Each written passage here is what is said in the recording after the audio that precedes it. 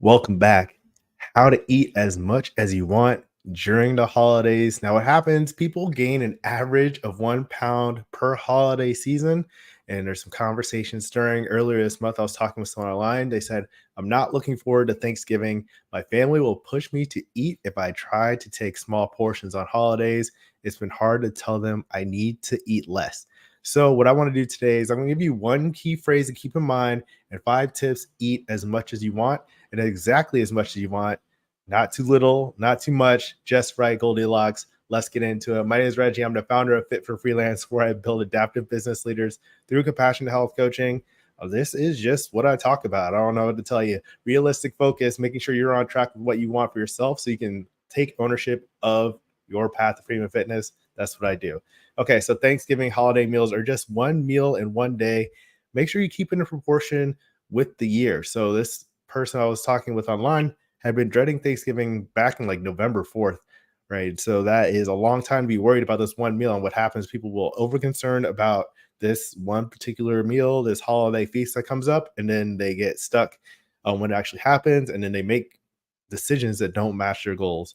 And it's not so much about like everything being perfect and matching all of your goals all the time. It's also recognizing that like if you have a couple big meals a month or like a annual feast and you happen to enjoy overeating, like that's just what the family does, then that's not going to set you back too much on your health goals and what you want for yourself. It's about keeping it in context for the whole year. Click like if that's something you can relate to. All right. So the next tip I had was to make sure that your diet, this is the first thing, it's the most important part actually. Make sure your diet is realistic and not too restrictive for what you want for yourself.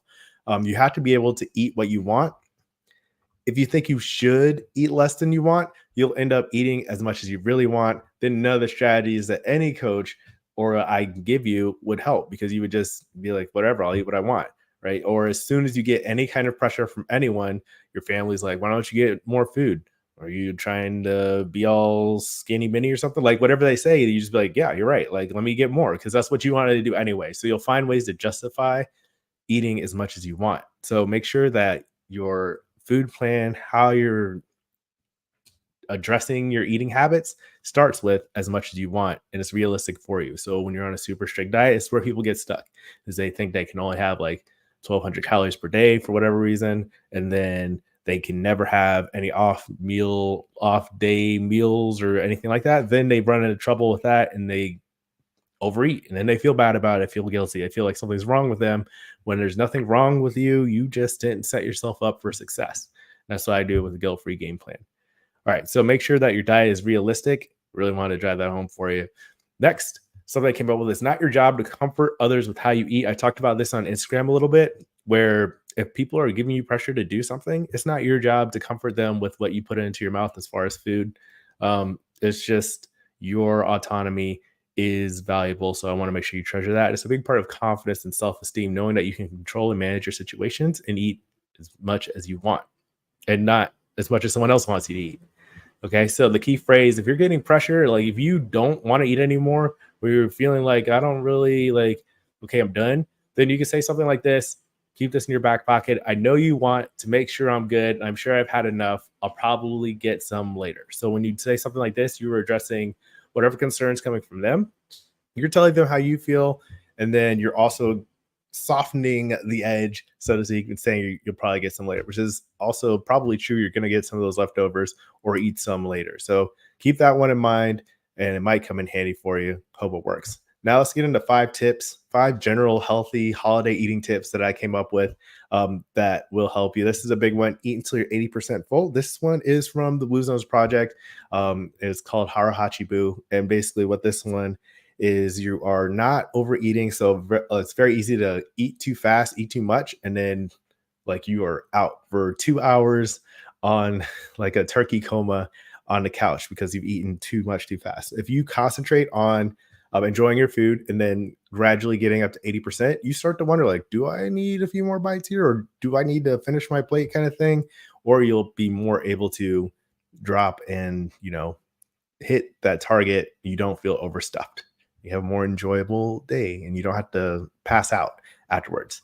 The second tip I have, don't stack your plate. This one, the first round, you go through and you pile things on top of each other. That's going to make it harder for you to manage your portions and then make sure that you're only going 80% full. Because when you have that food on your plate, it adds pressure for you to clear your plate. And that might add up to eating more than you wanted. And that is not really a good thing. You can go back for more later, but if you put it all on your plate, then like no one else can have it and you feel like you have to have it. So don't stack your plate, don't add that extra pressure. Third tip I have, make half of your plates, including your refills, non-starchy vegetables. So your foods, greens, green beans, okra, broccoli, squash, carrots, those are all non-starchy. Other vegetables that are starchy, your potatoes, corn, those are also, they're vegetables, but they have more starch in them. So if you do more of those greens, those non-starchy foods, then that's going to help you manage your portions. Make sure you get enough fiber. So that's going to come in handy later. And then you're less likely to overeat when you have enough those non-starchy, high fiber vegetables. Also, when you do this is valuable because it's to do it on the refills as well, because sometimes you'll just like finish your first plate, but then you stack everything on that was like some of the saltiest, most greasy foods. And then that's how you can get into that overeating and feeling over full kind of thing. So make sure that when you go back, or at least try, if this is something you're interested in, if you're into healthy holiday eating, put more vegetables on your plate.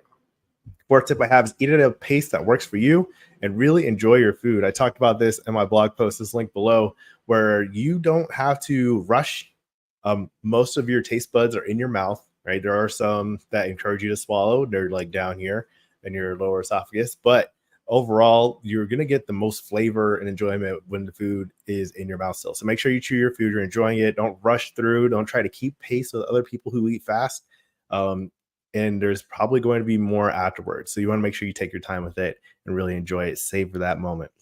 The fifth tip I have is get smaller pieces of dessert, or, I put piece, but I also know myself, I'm going to get more than one slice of pie if there's different varieties available. So make sure or try to get smaller pieces. That way you can get the taste of it without necessarily eating a ton more than you really need. That's adding sugar and fat. Just because if you have a bigger piece, you're going to take bigger bites and you have a bigger mouthful, but your tongue's the same size. So you're not going to have a bigger experience unless you want to. If you feel like, oh, I have a whole mouthful of a giant wedge of the pie, this is great, then totally do that. It's guilt-free. I don't mind. It's just also if you want to try more things and if you're focusing on healthy eating, consider getting smaller pieces of dessert. So those are my 5 tips. If you want to know more about healthy eating, I've got the Health Confidence Club that's linked below. That's a really cool resource with all kinds of materials. It's like an online course where you can find out what healthy eating is, how it fits into your life, how it can help you lead a healthy, fulfilling life of your dreams. So check that out, link below. And then also leave a comment. What's your favorite holiday food? I'd love to talk to you guys on this YouTube channel. I also got the blog post, 8 tips for Thanksgiving damage control. That was a fun one I wrote a few years ago, kind of about some of these tips, but they're a different set. And then also enjoying your food. I got into a little poetry on enjoying a slice of your favorite dessert.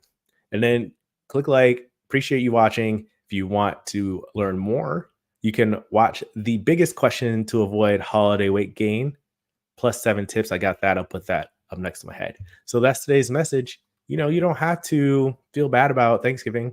You can eat as much as you want on the holidays, nothing more and nothing less. As always, keep practicing. Peace.